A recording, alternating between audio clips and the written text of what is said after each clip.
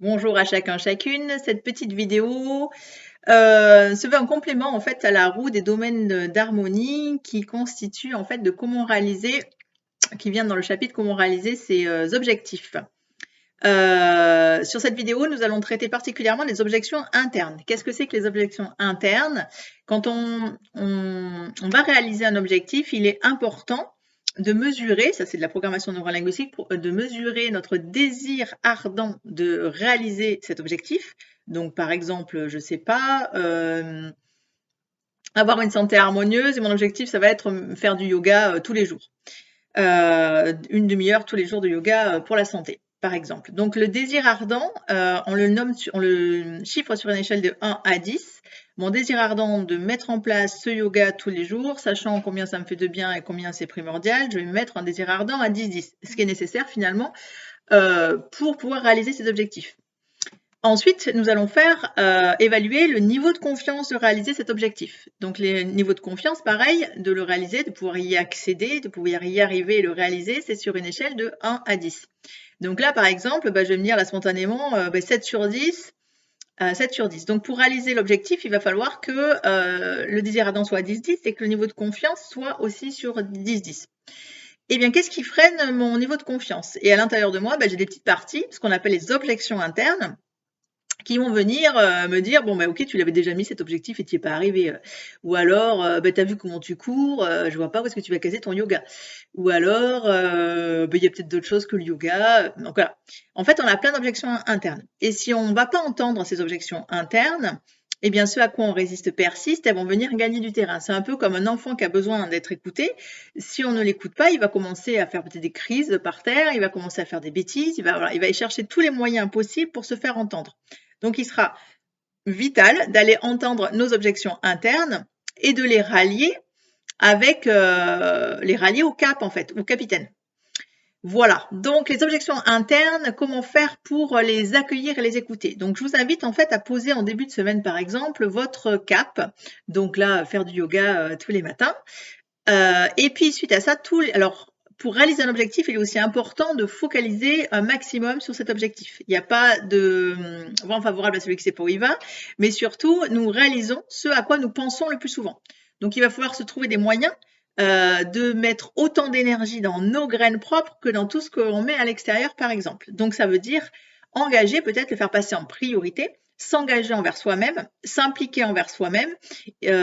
Nous faisons des bons quantiques à la hauteur de notre implication. Donc, je m'accorde un temps pour penser à mes objectifs. Donc, par exemple, je donne rendez-vous avec moi-même.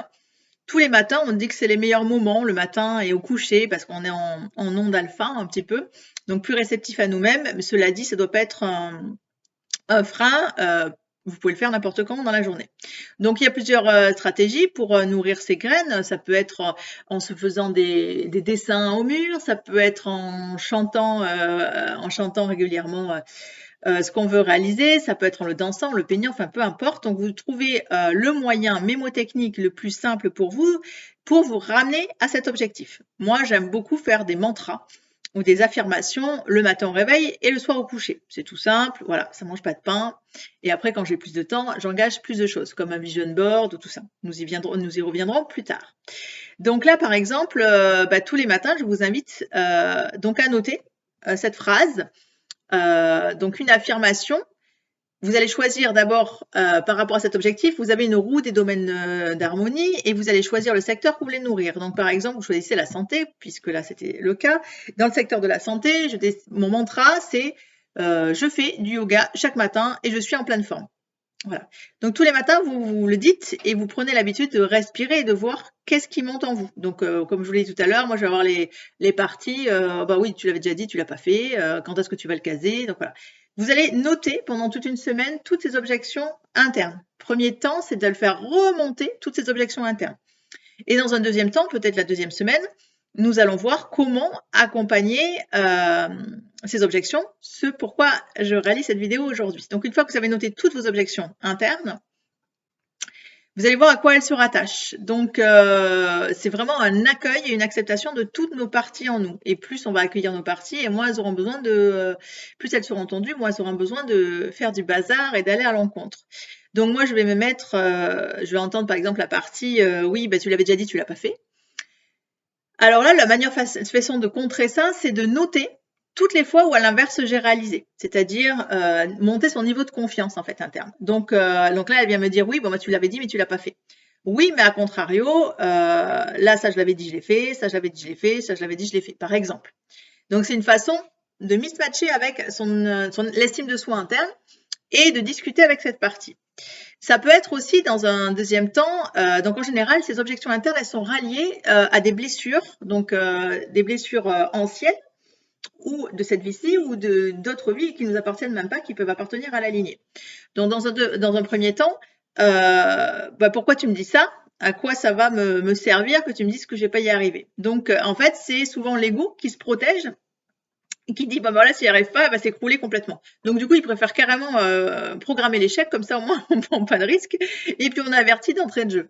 Donc ça va être l'idée, ça va être de remonter toutes les fois où à l'inverse, j'ai eu des objectifs et que peut-être j'ai pas été jusqu'au bout, et d'arriver là-dedans à entendre bah, toutes les auto-sabotages, toutes les fois où je me suis j'ai choisi autre chose, je me suis dispersée, voilà, de faire une remontée, en fait, pas un mea culpa, mais une mise à plat de tout ce qui a été réalisé dans notre vie et toutes les fois où, à l'inverse, on n'a pas été au bout pour vraiment discuter avec cette partie et dire, OK, là, bah, c'était pas possible pour moi parce que pour telle et telle raison, regarde, mais là, maintenant, c'est une priorité pour moi, c'est primordial et je te demande de te rallier au capitaine, en fait. Voilà. Donc, dans un premier temps, ça va être ça.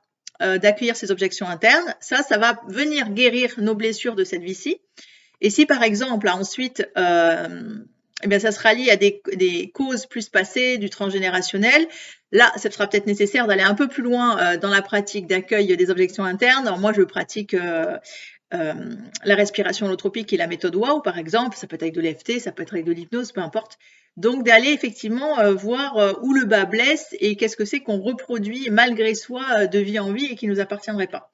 Donc c'est là où peut-être après il y a besoin d'accompagnement supplémentaire, mais normalement dans un premier temps déjà d'accueillir une majorité de ces objections internes, ça fait remonter le niveau de confiance et quand on a notre désir ardent et notre niveau de confiance suffisamment haut, eh bien, l'objectif est en voie de réalisation. Voilà pour cette vidéo, pas la première, sur les objections internes et nous verrons, j'en ferai des séries comme ça pour vous aider à réaliser vos objectifs et à arroser vos graines dans la roue des domaines d'harmonie. À tout bientôt. Ciao, ciao.